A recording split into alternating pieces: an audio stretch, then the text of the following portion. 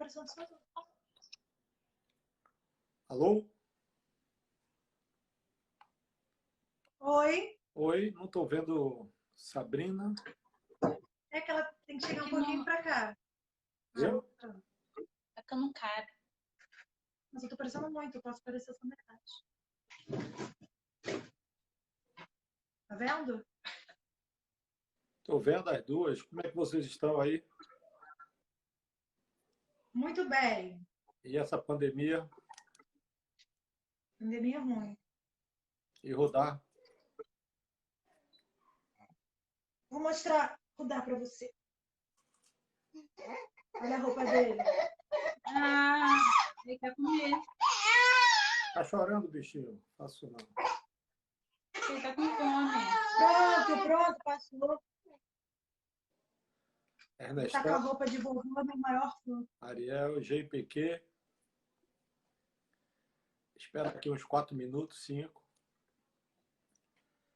para a gente começar a bater esse papo aí. E cadê o vinho de vocês?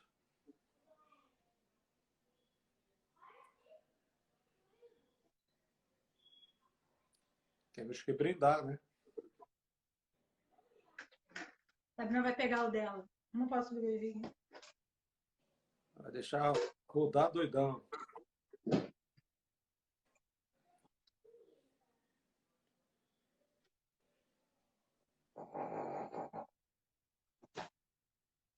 Bom, pessoal, estamos chegando aí. Gostaria de começar agradecendo mais uma vez ao Christian pela arte da chamada. Ele está sempre à disposição. Gostaria de agradecer aí ao impec.com.br. Siga o IMPEC. Ao próprio coletivo que dá o apoio aí na parte técnica. Nós temos como convidada de hoje Priscila e Sabrina Paraíso. Ela vai falar um pouco da área de atuação de cada uma. E o bate-papo hoje vai ser sobre processos criativos, artísticos e científicos, pontos de convergência. Será que tem? Será que tem? Será que tem? Acho que tem. E aí, vamos ver. Brasinha, as meninas cresceram. Fala para elas que é bode, pai de Natália e Guido. Oi, bode. Então, as meninas cresceram. oh. E aí, Priscila e Sabrina, fale um pouco aí da trajetória de vocês. Como é que vocês veem? Como é que vocês veem o processo? Vocês estão vendo? Vocês veem a gente cortadas? Não, Ou estamos vendo vocês todas. Primeiro, a gente queria agradecer esse convite completamente espontâneo, né? Você quis muito falar sobre esse assunto.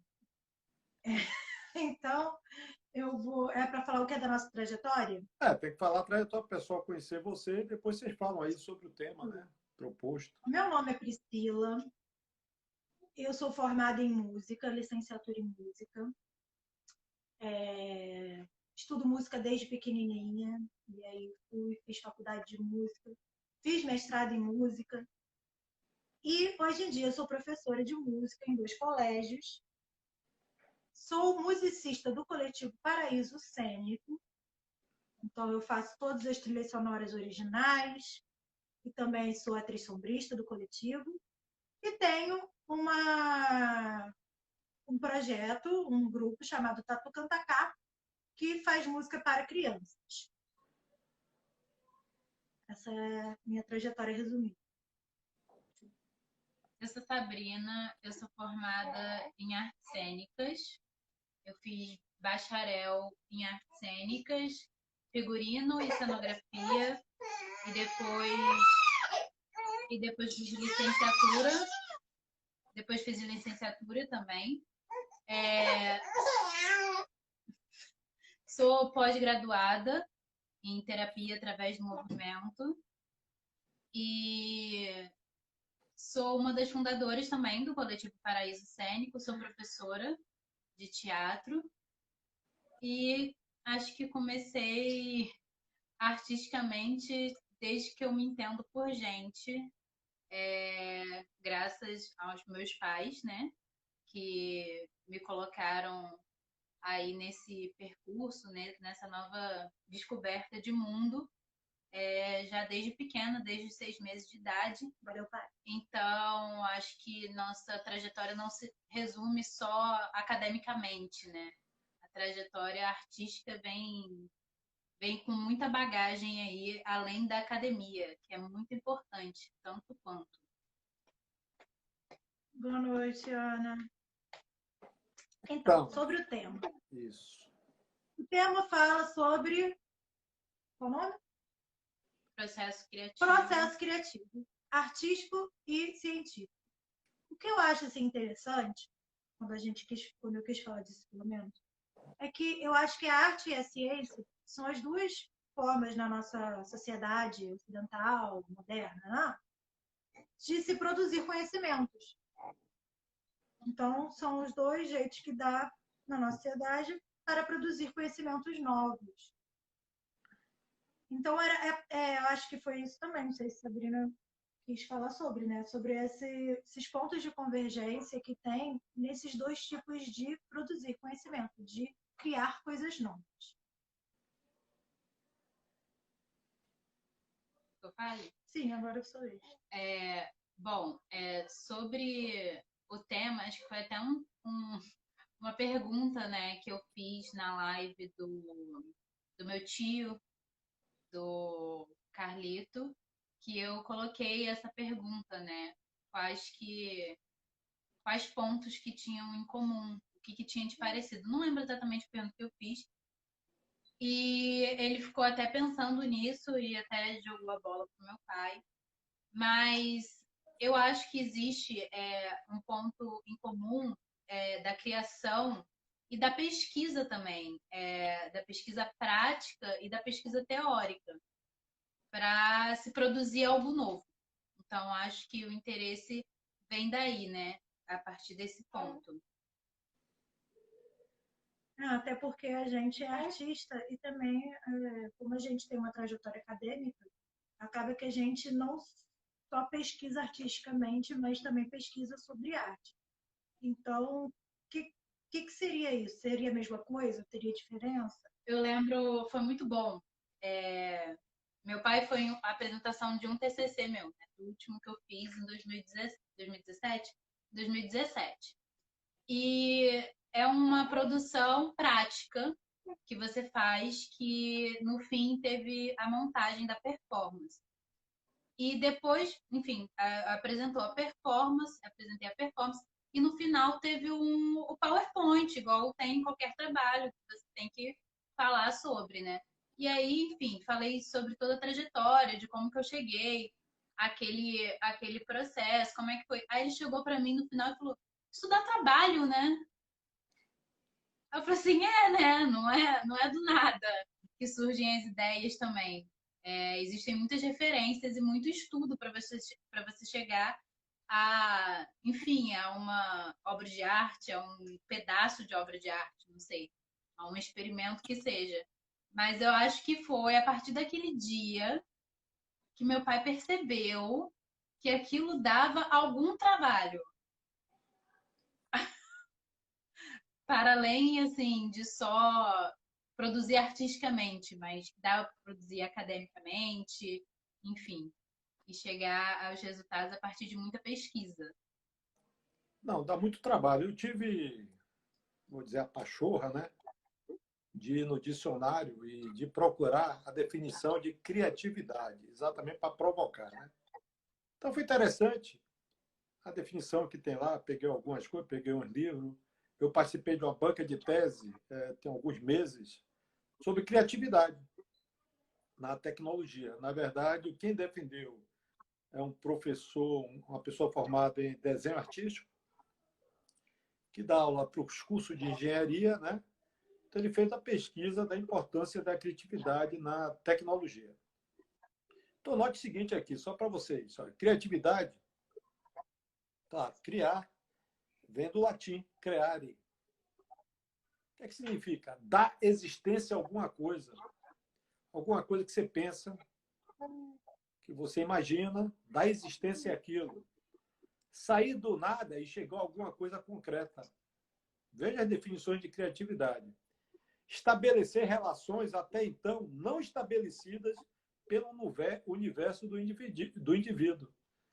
Isso nada mais, nada menos é que ciência, né? E arte também. Aí que eu ia completar. Então, isso é ciência, mas a criatividade é sempre levada para o lado artístico. Existe o estigma de dizer o seguinte: o pessoal de engenharia é muito fechado. O pessoal não é criativo. Só pensa em número, entendeu? E o pessoal de engenharia que vai para a parte de pesquisa tem que ser criativo, senão vai repetir a mesma coisa, né? Sim, exatamente. É criar coisas novas o tempo todo. É o que o cientista faz, né? Que é buscar novas respostas, novos paradigmas, assim como assim, o artista a arte e a ciência, ela, elas atuam nesse campo de criar os dois, né? Só que criam de maneiras diferentes e coisas diferentes. Mas é muito parecido. Nos cursos de engenharia em geral, pelo menos no curso de engenharia química, a gente tenta, né, pelo menos eu tento, fazer com que os alunos, inclusive eles se chateiam comigo, né? Eles se chateiam comigo, porque eles gostam de um quadro bonitinho, eu não faço quadro bonito, propositadamente, né? Eu acho que... Mas a estética também é muito importante. Mas a estética, eu quero que eles pensem. A minha estética é exatamente É não linear. criar um certo caos para eles poderem organizar as coisas, né? Para organizar, ele tem que estudar, tem que ler, tem que saber o que eu estou falando. Bom, mas isso aí é... O fato é que os cursos de engenharia, em geral, não têm essa atividade de criatividade. Você vai lá dar aula, faz exercício, faz prova. Você vai lá dar aula, faz exercício, faz prova. Vocês acham que deveria, e de que forma deveria ser incluído dentro da disciplina, né? Porque tem algumas disciplinas, ciências sociais, etc., a parte... Leonardo Santana, aluno do Senai Cimatec, falando aqui. Estética é importante. É porque ele quer aula toda colorida. Mas não vai ter minha nunca. Mas... A estética é importante, mas definir o conceito da estética, qual o resultado que você quer a partir daquela estética também é. Não necessariamente estética bonita.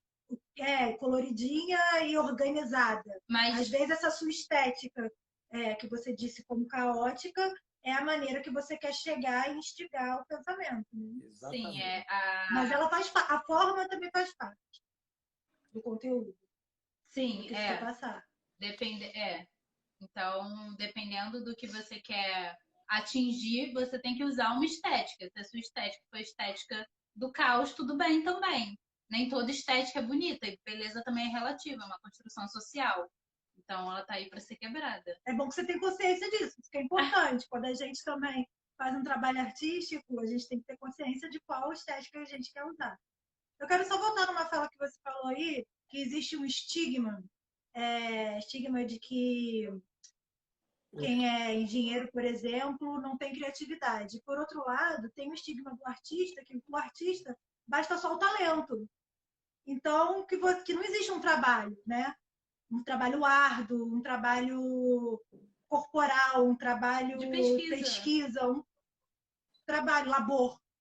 E então, acho que são duas faces da mesma moeda. E ao mesmo tempo em que se tem na sociedade como um cientista, um engenheiro, no seu caso, que estava falando, uma pessoa sem criatividade, bitolada, fechado. O artista, ao mesmo tempo, é aquele gênio que não estuda nada, simplesmente, plim, eu sei tocar porque eu sou maravilhoso, eu sei atuar porque eu nasci com esse dom.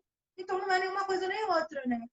E muitas vezes... Sim, artista tem o mito do dom, exatamente. É o mito do dom e o mito do não criativo. E muitas vezes, na maioria, né, no Brasil, a gente acaba, por exemplo, recebendo só pelo produto final, né? Por exemplo, a gente não recebe todas as horas de trabalho ensaiando que a gente ficou. A gente recebe só pelo que a gente vende. Como se só quando a gente apresentasse, só quando fosse tudo que a gente faz, sabe? E, na verdade, não é. O ideal, né, certo, seria, por exemplo, a gente ganhar por cada hora de ensaio nossa. A gente fica fazendo. E não... Processo de criação. Aqui o professor André Yang fala assim: o professor Papa Matado da UFRJ definiu certa vez os seus gráficos como surrealistas. Mas eu explico, na verdade, é o seguinte: a gente cria os gráficos para que o menino, através da criatividade do que ele tem estudado, ele consiga inferir os conhecimentos teóricos. Não adianta você botar aquilo tudo bonitinho, tudo repetido, que vai virar papagaio de repetição. Eu não quero isso. Eu quero pessoas críticas a qualquer assunto, né? O professor Ernesto fala aqui, ó, números representam a suprema criatividade. Vocês conheceram Ernesto, né? Então, a suprema criatividade está nos números. Vocês podem falar qualquer coisa. Mas aí eu repito aí, eu fui assistir a apresentação do Encenação, né? Mas eu vi o que tinha por trás, né, no trabalho. Desde a pesquisa, foram 4 meses de pesquisa, ver o tipo de época, como é que, sei lá, o pano se movimentava, vários estudos até chegar à concepção final. Então, na verdade, quando você trabalha com arte, eu gosto de pintar, né? Não tenho técnica nenhuma, eu pinto e acabou. Perdão. E para chegar uma cor que você quer, o que eu queira, eu demoro horas misturando cores de tinta, né? Para dar exatamente, e não deixa de ser um estudo, né? Para dar exatamente a cor que você quer, né? Mesmo que você vá hoje no Google, mistura o que com o que para dar tal cor. Ela nunca sai também do jeito. Então, você tem que trabalhar com isso. Então, trabalhar com arte é de uma dificuldade tamanha. O Ernesto falou aí, mas o Ernesto, não sei como é que ele está hoje, ele tocava violão, inclusive violão clássico, muito bem. Há muitos anos atrás, né? Eu acho que a arte sempre, qualquer que seja ela, sempre tem que ser passado para as pessoas. Por isso que eu peguei minhas filhas, botei desde 2 anos de idade, a outra desde 6 meses. E hoje a outra está pintando muito bem, já fez vários quadros, né? Depois de dar tinta na mão dela. Ou seja, Sofia. A Sofia, exato. Então, depois que a criança desenvolve, né, pensar de forma criativa, eu acho que, meu modo de ver, né, qualquer área se torna uma inovação, né? Hoje está muito em moda, né, inovação na área tecnológica. Como eu já falei, inovação é um processo, mas parte sempre da criatividade, de uma ideia para inovar, né? O que é que vocês acham? Mas você tinha feito uma pergunta sobre inserir disciplina. Isso. Que possam levar a disciplina relacionada à arte que possa ajudar, não? Alguma coisa, como inserir no curso uma parte, alguma forma de criatividade, né? Então, o que eu acho que tem a maior diferença, digamos assim, no processo artístico para um processo científico, ou para uma, sei lá, ou falando academicamente, né, em cursos científicos, eu acho que é exatamente o trabalhar a sensibilidade, o mundo do sensível. Eu acho que a diferença da criatividade está aí. Então, eu acho que não é trabalhar, eu não acho que o cientista é criativo, mas falta a necessidade de trabalhar esse sensível, esse se aproximar do outro sendo igual.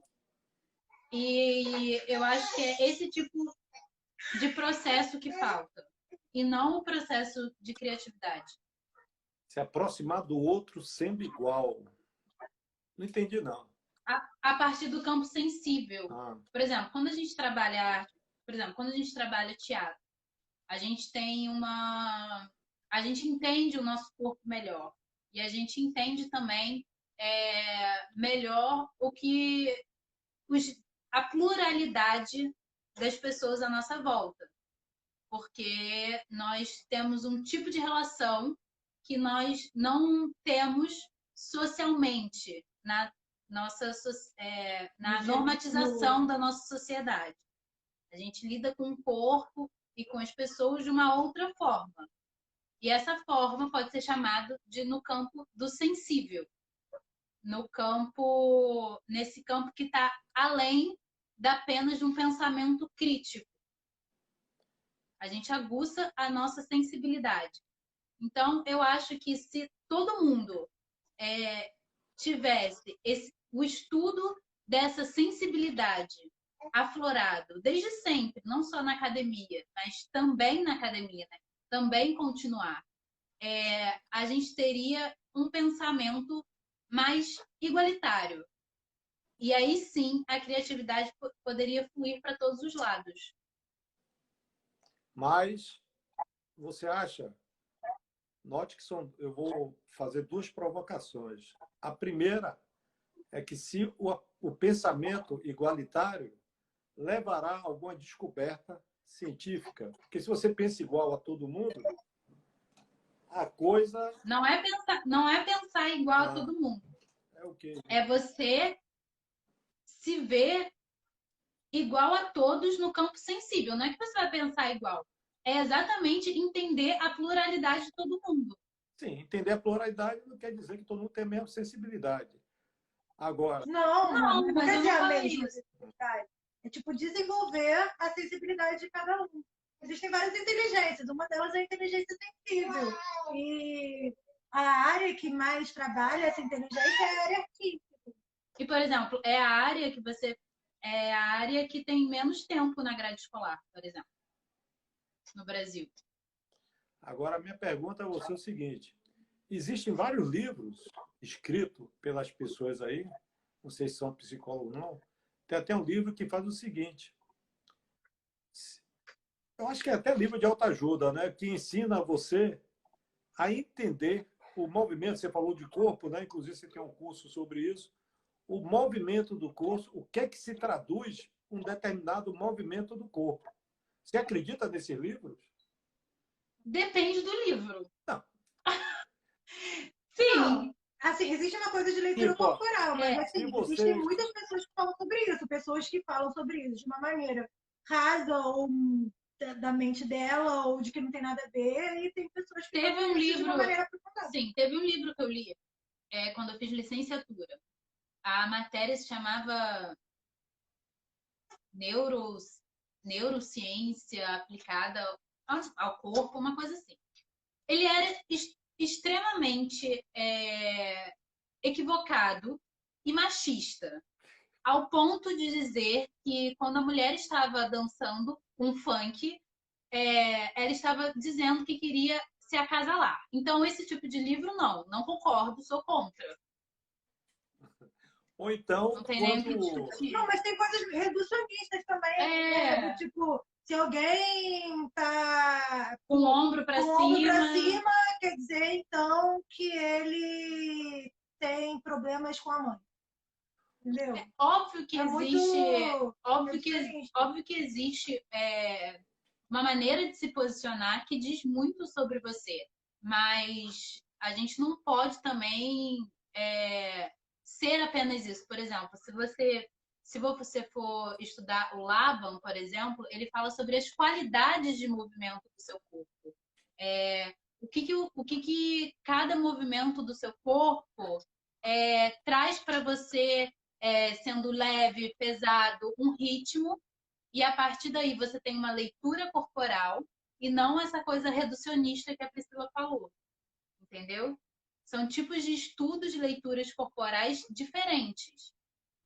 Quer dizer que... Até porque tem uma menina... tem que levar em conta também em qual sociedade essa pessoa está inserida, qual o contexto todo, para saber o que aquilo significa, né? Não é simplesmente isso é igual aquilo, não é uma fórmula matemática nesse sentido. É porque o livro ele fazia isso, né? Ele dizia o seguinte: se a menina cruza a perna e bota o pé na sua direção, porque ela está interessada em você. Não, então esse está errado. Se você vai conversar com a pessoa e a pessoa cruza o braço, Então, não. ela já quer, Então, esse é ela ruim. já está afastando você. Aí tinha umas coisas desse tipo aí. Aí eu li o Não, livro. esse pode tirar da lista. Esse está errado. Esse está ruim. Nem doa esse livro, nem passa para frente. Não sei nem onde é que está, Faz uma reciclagem. mas é um livro engraçado. Isso, é engraçado, serve para rir. Vou chorar. Tem vários livros desse tipo, né? Inclusive tem um livro que eu cheguei a ler que ele te dá três colunas de palavras. Dependendo do ambiente que você esteja, você junta uma palavra com outra, você se sai bem do papo. Então tem umas maluquices. Não, então, esses livros você nem passa para frente, você faz uma reciclagem. Transforma em dobradura, faz um teatro de sombra, Entendi. faz outra coisa. Nem passa, nem doa, entendeu? Esse tipo de livro a gente recicla mesmo. Aqui, ó. Acho que diversos pesquisadores se fecham nas suas ideias e não se abrem para o novo. E reproduzem isso com seus alunos. É a opinião da professora Ana Souza. O que é que vocês acham? Verdade, concordo. Sim, acho que sim. Mas isso eu acho que não só na área científica. Né? Eu acho que isso é uma questão de Vai muito com ela.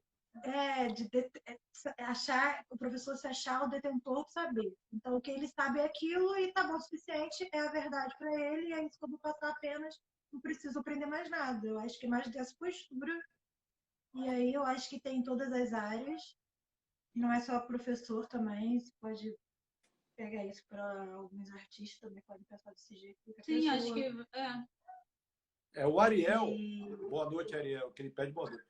Muitas vezes vejo a capacidade de apreciar a arte, a sensibilidade, atrelada à personalidade do indivíduo como algo intrínseco. Vocês acham que qualquer pessoa pode desenvolvê-la? E como desenvolvê-la? Desenvolver o quê? a personalidade artística, ser artista. Ah, sim, eu acho que sim. Ou que é algo intrínseco. Não, eu acho que é um campo de conhecimento, como todos os campos. Assim, eu sou professora, então eu acho que as pessoas têm capacidade de aprender. Se eu não achasse isso, eu nem seria professora. Então, eu acho que as pessoas têm capacidade de aprender em todos os campos. Agora, assim, você não vai ser brilhante em tudo. Talvez você não seja brilhante em nada, mas tudo bem, você vai ser bom, você, entendeu? Mas todo mundo é capaz de. Mas pode estudar para ser brilhante. Você pode estudar para. Sim, eu tô falando assim, não vai ser na música, no Mozart, com 8 anos, compôs. Né? Mas tudo bem, a normalidade não é essa. O normal é todo mundo ser mais ou menos em tudo, ter capacidade de aprender tudo um pouco e se aprofundar naquilo que geralmente te instiga, né? Então, a arte, assim como qualquer outra área de conhecimento, ela pode ser aprendida, desenvolvida. E uma coisa muito interessante que Deleuze e Guattari, eles falam sobre... Eles pegam um manifesto do Arthur que fala sobre o corpo sem órgãos e eles fazem uma análise disso. E aí eles falam que o artista, a criança e o louco, eles têm um ponto em comum, que é o de chegar nisso que a gente chama de corpo sem órgãos. Mas onde eu quero chegar? Que essa essência artística aí que ele chamou, esse intrínseco, está em todo mundo. A gente que vai perdendo. E como começar? Como deixar aflorar isso aí? É a pergunta dele. Eu acho que pesquisando, estudando arte, né? Estudando, tendo aula, buscando. Porque em 1982, quando eu me mudei de Salvador para o Rio, eu comprei um cavaquinho. Eu falei, eu tenho que aprender a tocar um instrumento. Na verdade, eu juntei um dinheiro para comprar um saxofone. Fui na loja que não existe mais, que era a Mesbla. A Mesbla tinha uma seção só de instrumentos musicais. Cheguei com meu dinheiro, né? Eu era professor, segundo grau, mas ia fazer mestrado. Chegou lá, eu não tinha dinheiro para pagar o saxofone. Falei, então eu vou levar o cavaquinho que meu dinheiro dá. Até meus colegas do curso da Petrobras me deram um cavaquinho todo sofisticado que está no Rio. Logo que eu fui para o Rio, eu fui aprender cavaquinho. Passei quase 2 meses, mas era muito difícil. Tinha que treinar todo dia. Tum, tum, tum, tum, tum, tum, tum, tum, tum. Eu só consegui tocar parabéns para você.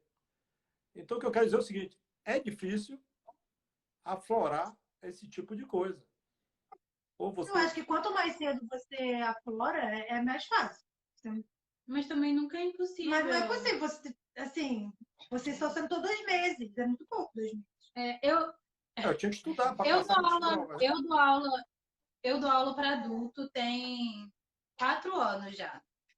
E é muito legal, porque são adultos iniciantes da aula de teatro e adultos de diferentes áreas, diferentes idades, que chegam, às vezes, muitas vezes nunca fizeram nada de arte, por exemplo, e, enfim, se apaixonam por aquilo. Não são todos, óbvio, mas tem os que chegam e ficam, e não querem mais sair.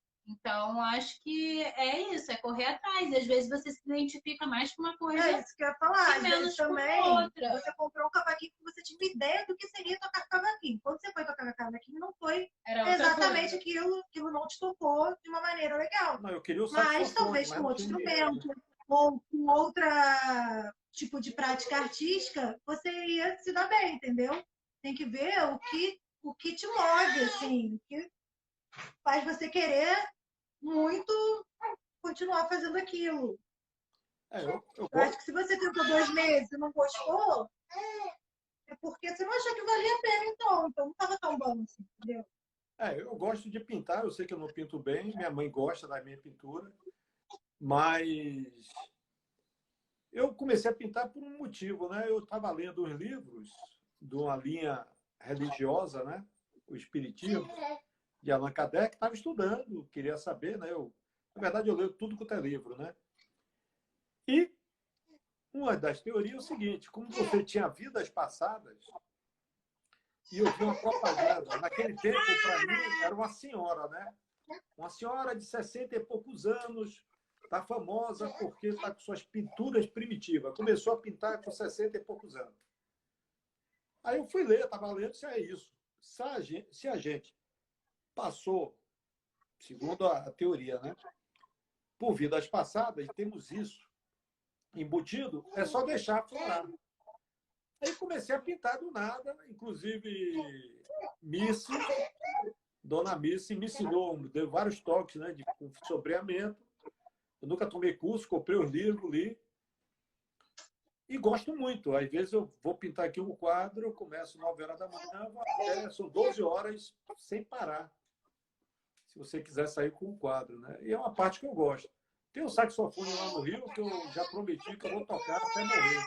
Até morrer eu aprendi saxofone, que foi o saxofone que eu não consegui comprar em 1981.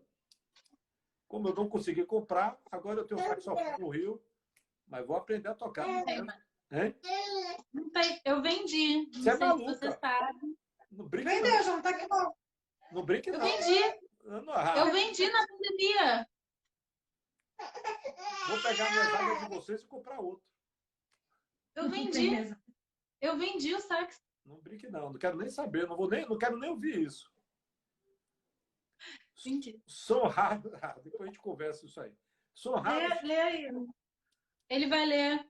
são raros os casos que o professor deixa o aluno ser protagonista da sua pesquisa. Sim, então aí já é para a gente pensar no campo da educação. Mas é verdade. Aqui, ó, Zé Carlos Pinto. Vai ser o próximo da terça-feira. O ser humano é multifacetado. Não há caricaturas sobre o técnico e o artista. Não é poss... Aí é uma pergunta. Não há caricaturas sobre o técnico e o artista? Não é possível ser ambos? Note que o Zé Carlos, ele toca violão muito bem, tem livros de poesia e é um grande cientista. É óbvio que você pode ser várias coisas. inclusive em áreas diferentes. Inclusive, a Juliana estava aqui, ela é atriz, sombrista e cientista. Ela é formada em física. E ela é diretora do grupo Penumbra de Teatro de Sombras. Ela estava aqui, não sei se ainda está, porque ela tem uma live agora, mas ela é artista e cientista também. Isso não. Mas acho que ele falou do técnica. Você não precisa ser uma coisa ou outra. Você pode ser os dois, óbvio. Tipo o Zé Carlos. O Zé Carlos toca violão e escreve poesia. Tem 2 livros de poesia. Eu tive professores na faculdade, mais de um, que eram músicos, né? Só que eram também médicos. Eles fizeram primeiro medicina, e aí depois fizeram música e foram para a área acadêmica de música. E eram compositores, regentes, professores de música na universidade e eram médicos. Aí concordo com o professor. Acho que nós que nos limitamos, acho que nós que nos limitamos e não nos permitimos. Everton Emanuel, boa noite, boa noite. Aí o Zé de novo aqui, falando com a ciência. Por que, aparentemente, artes e ciência eram mais integrados nos intelectuais do passado? Eu acho que tem a ver com a maneira de enxergar o mundo daquela época e hoje em dia, né? Que passado também. Ele tá falando, eu acho que, tipo, Leonardo da Vinci, ele era tudo, ele era... Os criadores, eram criadores, né? Que criavam tanto na área da ciência quanto na área artística, mas hoje em dia existe uma fragmentação do conhecimento. Hoje, na verdade, existe já um movimento de reintegrar isso, mas no século XIX houve uma fragmentação do conhecimento para você fragmentando cada coisa, você conseguia se especializar naquilo. Então as pessoas viravam uma coisa só, século XX, tal, no modernismo. E aí, eu acho que tem muito daí. Aí se criaram as disciplinas, que era cada disciplina diz respeito a uma coisa só. Não. Então, acho que tem a ver com essa fragmentação da sociedade, do conhecimento. Então, acaba que hoje em dia as pessoas se especializam muito mais numa coisa do que é tudo. Mas também, com isso, eu acho que existe também um acesso mais democrático aos conhecimentos. Porque antigamente era uma pessoa que era tudo, mas também só era aquela. Não tinha várias pessoas que eram muitas coisas, entendeu?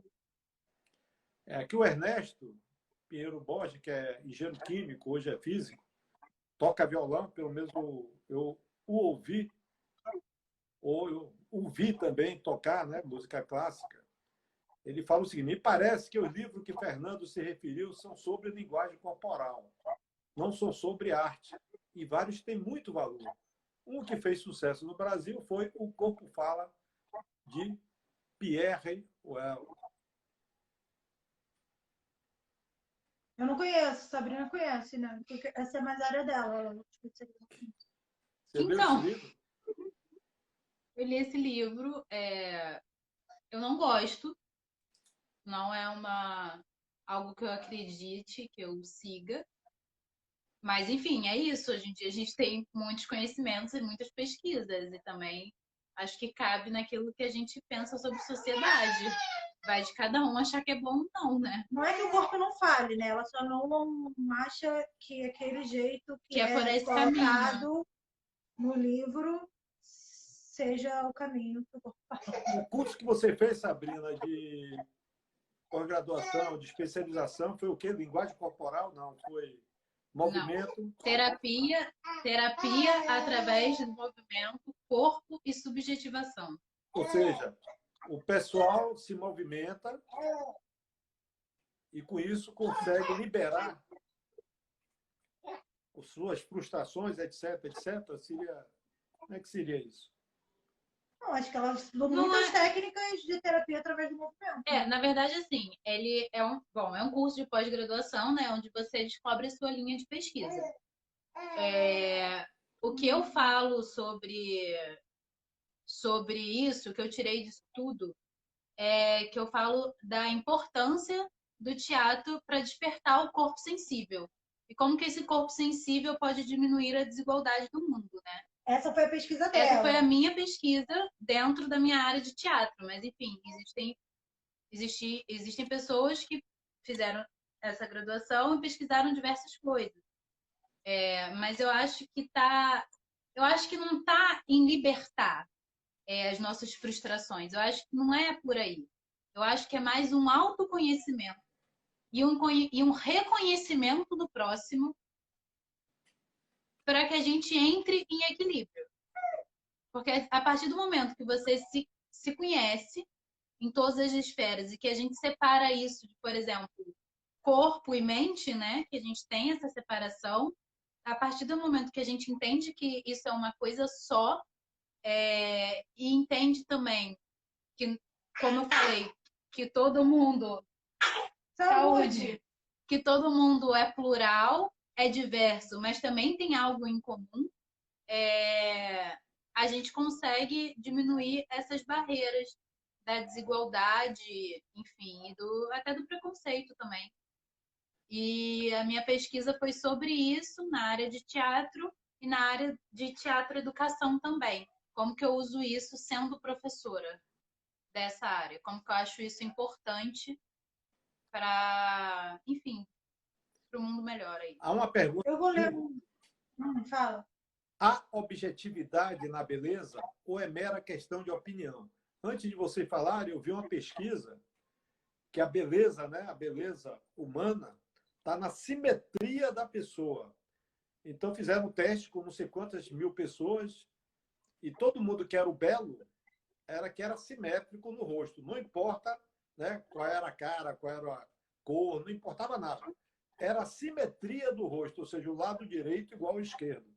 Eu mesmo é tudo torto. Um vai para um olho, meu vai para um lado, vai para o outro. Então, eu devo ser eu sou horrível. Então...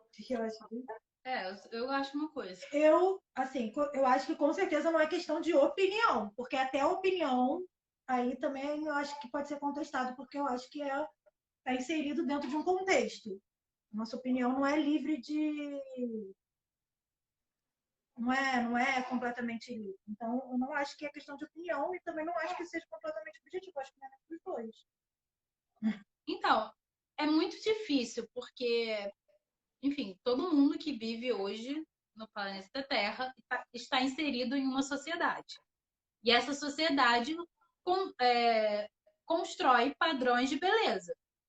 Por exemplo, Brasil, 2020, nós fomos feitos até aqui para achar um tipo de coisa bela.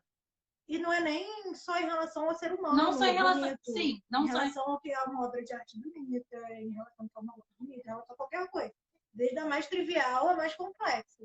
Sim, inclusive, sei lá, quando o Van Gogh começou a pintar, ele era visto como um mau pintor, que não sabia fazer nada. E daí, anos depois, esse padrão da beleza da pintura dele foi quebrado e ele só foi fazer sucesso depois da morte.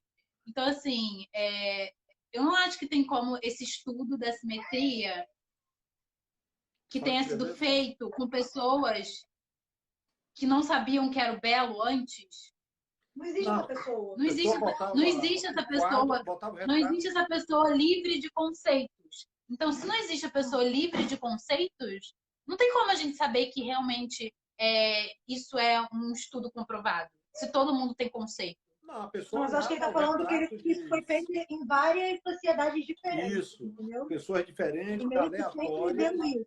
Aí, um pouco estatística aleatória, 100 pessoas lá, aí vinha mais 1000 pessoas e falavam, mais bela é aquele e aquele. Então, mas 1000 pessoas, 1000 pessoas ocidentais, 1000 pessoas de sociedades mundo todo, tudo modernas.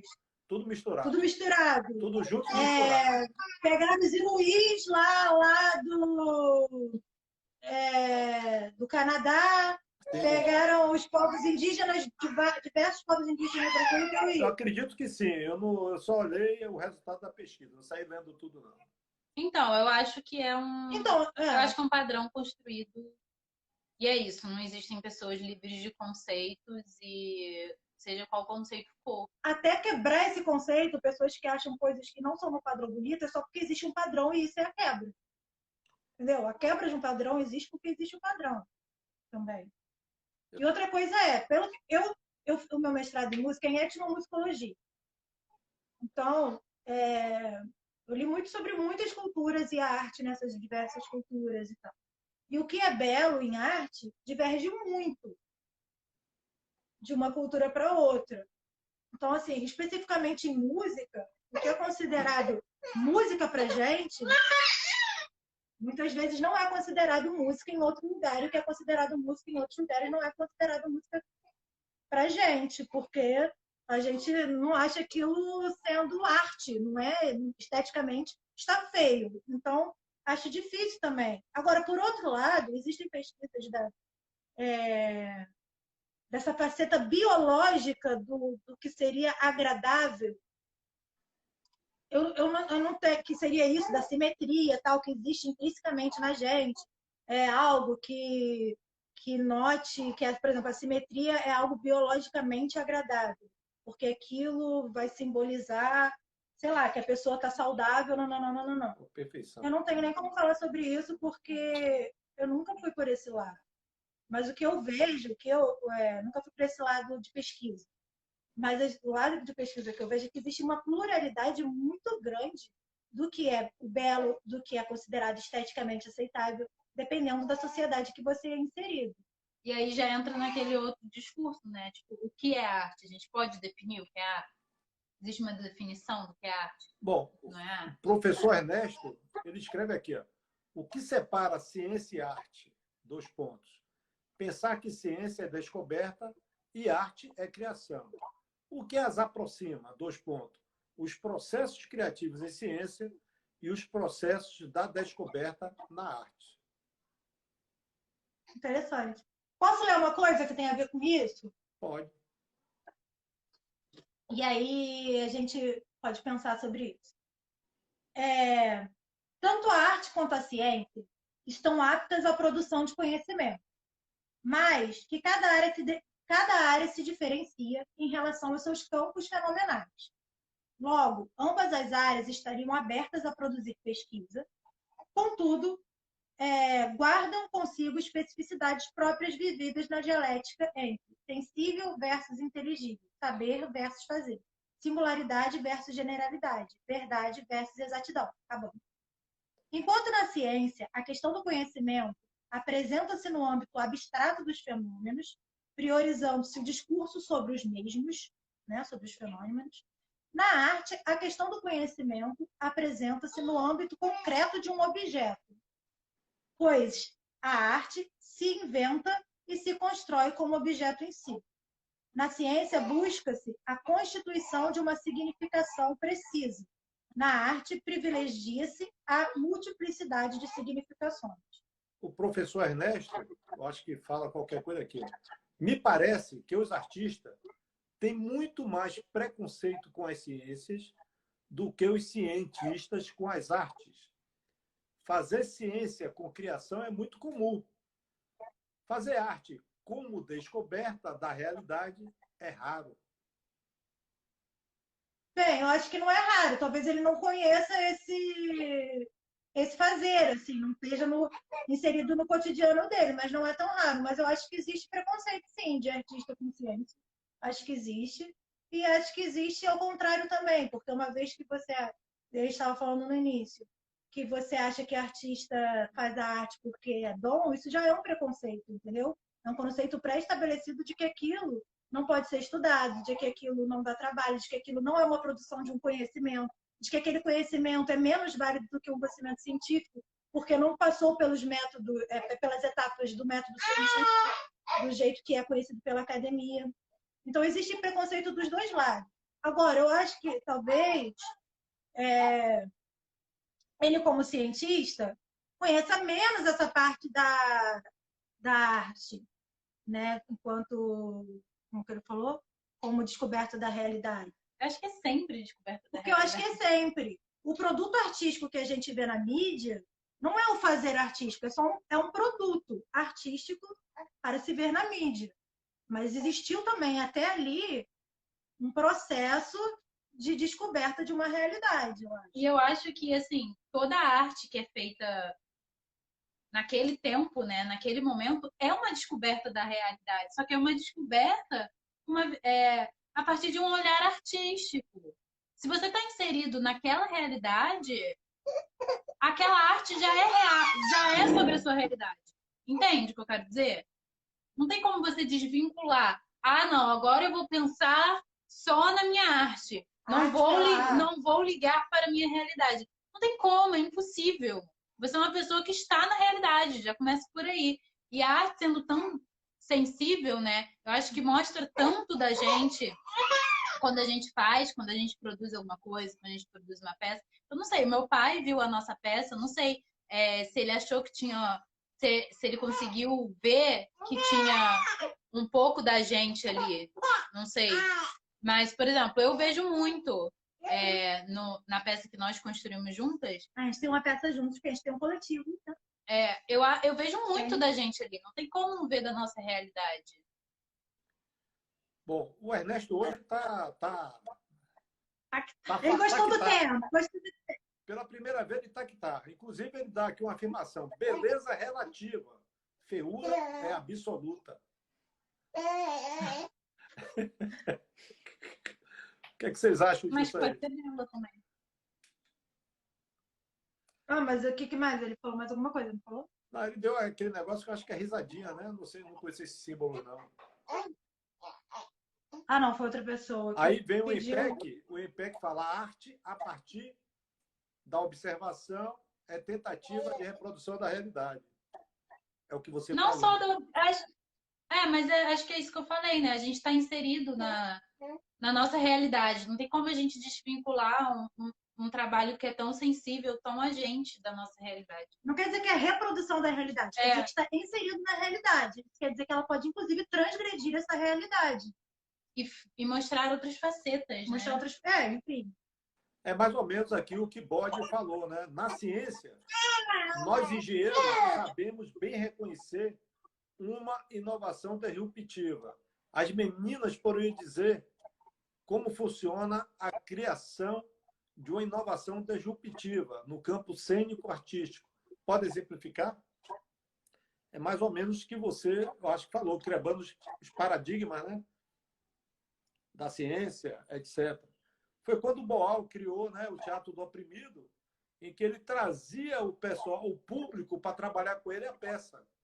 A peça era formada. Então, ele criou uma linha de trabalho disruptiva na época dele. Vocês concordam? Travou. Alô, travou. Travou, as meninas travaram. Aos 55 minutos do primeiro tempo.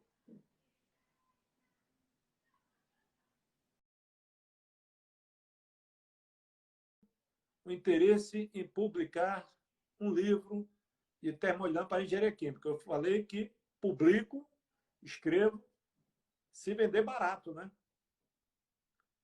Se vender barato para os alunos, eu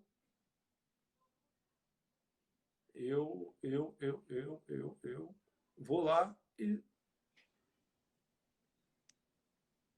trabalho com isso. Mas na atualidade, Brasinha.